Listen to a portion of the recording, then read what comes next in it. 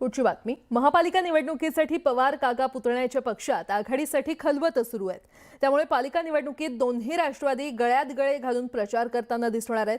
पण या नव्या आघाडीच्या माध्यमातून शरद पवारांच्या राष्ट्रवादीची एनडीएच्या दिशेने वाटचाल तर नाही ना, अशी चर्चा आता राजकीय वर्तुळात सुरू झाली आहे. पाहूयात.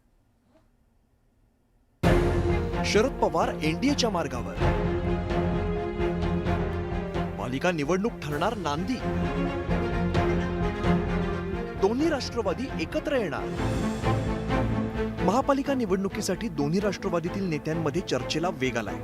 गेल्या 2 दिवसांपासून या दोन्ही पक्षातील प्रमुख नेत्यांमध्ये खलबत सुरू आहे. गुरुवारी रात्री शरद पवारांच्या राष्ट्रवादीचे खासदार अमोल कोल्हे आणि आमदार रोहित पवारांनी पिंपरी चिंचवडमध्ये अजित पवारांची भेट घेतली. यावेळी पुणे आणि पिंपरी चिंचवड महापालिकेत आघाडी आणि जागा वाटपावर सुद्धा चर्चा झाली. या संदर्भामध्ये ही प्राथमिक चर्चा झालेली आहे. या प्राथमिक चर्चेमधले ज्या काही गोष्टी असतील त्या आम्ही वरिष्ठांच्या कानावर घातल्यानंतर आदरणीय साहेब असतील, सुप्रियाताई असतील, जयंत पाटील साहेब असतील, प्रदेशाध्यक्ष शशिकांत शिंदे असतील, यांच्याशी चर्चा करून मग निर्णय होणार आहे. या भेटीनंतर शुक्रवारी शरद पवारांच्या राष्ट्रवादीच्या दुसऱ्या फळीतील नेत्यांनी अजित पवारांशी चर्चा केली.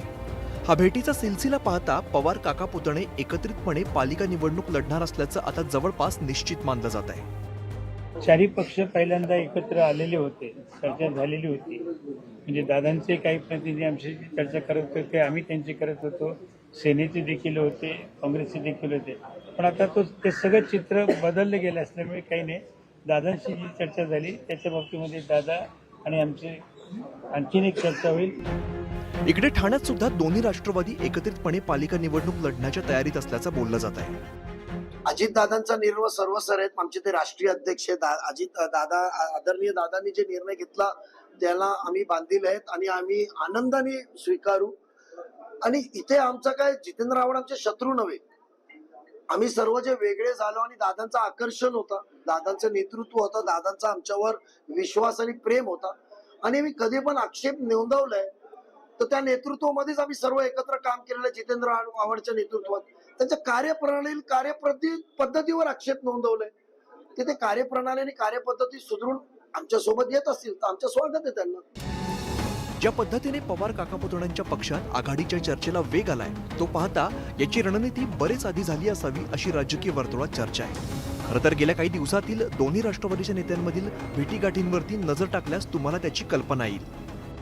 12 डिसेंबरला अजित पवारांसह त्यांच्या पक्षातील प्रमुख नेत्यांनी शरद पवारांची दिल्लीत भेट घेतली होती. निमित्त होतं शरद पवारांच्या वाढदिवसाचं. विशेष म्हणजे अजित पवार आणि शरद पवारांमधील चर्चेच्या वेळेला इतर कोणतेही नेते तिकडे हजर नव्हते. त्यामुळे दिल्लीतील भेटीत पालिका निवडणुकीचं गणित ठरलं तर नव्हतं ना, असा राजकीय तर्क आता लावला जातोय. दोन्ही राष्ट्रवादी पुण्यात किती संभाव्य जागा लढवण्याची शक्यता आहे ते आता पहा. पहिला फॉर्म्युला: राष्ट्रवादी काँग्रेस 107 जागा, राष्ट्रवादी काँग्रेस शरद पवार पक्ष 57 जागा. दुसरा फॉर्म्युला: राष्ट्रवादी काँग्रेस 123 जागा, राष्ट्रवादी काँग्रेस शरद पवार पक्ष 41 जागा. तिसरा फॉर्म्युला: राष्ट्रवादी काँग्रेस 132 जागा, तर राष्ट्रवादी काँग्रेस शरद पवार पक्ष 33 जागा लढवण्याची शक्यता आहे. 2 वर्षांपूर्वी अजित पवारांच्या बंडानंतर राष्ट्रवादीची 2 शक्ल झाली. गेल्या वर्षी लोकसभा आणि मग विधानसभा निवडणुकीत पवार काका पुतणे एकमेकांविरोधात लढले. भाजप शिंदेच्या शिवसेनेसोबत न जाण्याची भूमिका शरद पवारांच्या राष्ट्रवादीनं घेतली होती. त्यासाठी वैचारिक मतभेदाचा दाखला शरद पवारांच्या राष्ट्रवादीकडून वारंवार देण्यात आला होता.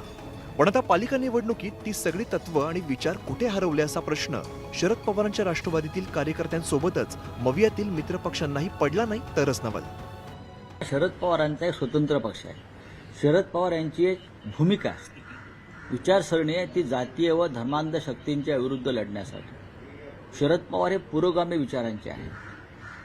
शरद पवार यांनी त्यांच्या जीवनभर भाजपसारख्या प्रवृत्तींशी लढण्यामध्ये त्यांचं आयुष्य घालवलेलं आहे आणि आम्ही सुद्धा त्यांच्याबरोबर त्या लढ्यामध्ये अनेकदा उतरलेलो आहोत.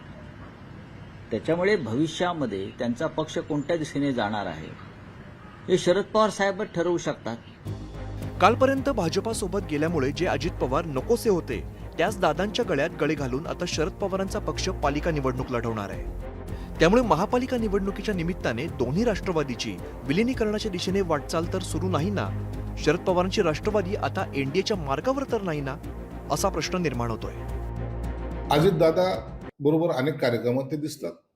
म्हणून उद्या राजकारणामध्ये शरद पवार जर अजित पवार आणि शरद पवार एकत्र आले तर आश्चर्य वाटण्यासारखं काही नाही. येऊ शकतात, का नाही? राजकारणामध्ये काही घडू शकतं. का घडणार नाही? घडतात. आता कधी उद्धव ठाकरे आणि राज ठाकरे एकत्र येतील असं वाटलं होतं का? 19 वर्षांतर एकत्र आले. आणि हे तर पवार घराणं आहे. ते कधी एकत्र येतील आणि कधी काय करतील याचा कधीच नेम नसतो. आता ते कधी येतील, आता हे याच्याबद्दल आम्ही भविष्यवाणी करू शकत नाही, परंतु त्यांची वाटचाल पाहता असे संकेत तर निश्चित दिसत आहेत. एकीकडे दोन्ही राष्ट्रवादीत पालिका जागा वाटपावरून चर्चेच्या फेऱ्या सुरू झाल्या, तर दुसरीकडे रविवारी पवार काका पुतणे पुन्हा एकदा सार्वजनिक मंचावरती एकत्र येणार आहेत. बारामतीत विद्या प्रतिष्ठानच्या कार्यक्रमात शरद पवार आणि अजित पवार एकाच व्यासपीठावरती असणार आहेत. सोबतच उद्योगपती गौतम अदानी हे सुद्धा हजेरी लावणार आहेत. विशेष म्हणजे दिल्लीत शरद पवारांच्या वाढदिवसालाही अजित पवारांसोबत गौतम अदानी यांनीही हजेरी लावली होती. आता पुन्हा एकदा पवार काका पुतणे एकत्र येणार आहेत. हा केवळ योगायोग आहे की राजकीय योगायोग हे आगामी काळातच स्पष्ट होईल. Bureau report, news 18 Lokmat.